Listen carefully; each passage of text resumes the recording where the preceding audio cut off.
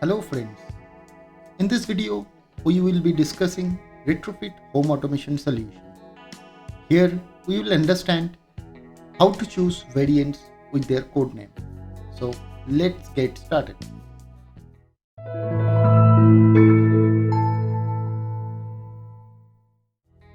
Basically, Retrofit solutions are divided into three parts: switch module, relay cards and JIT adapters.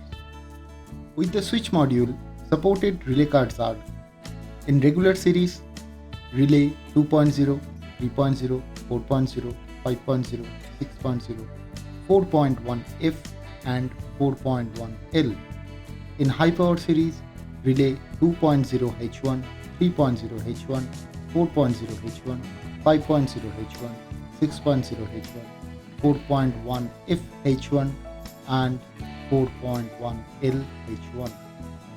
And in special series, relay 6.0H6. For more details, please feel free to contact us. Thank you.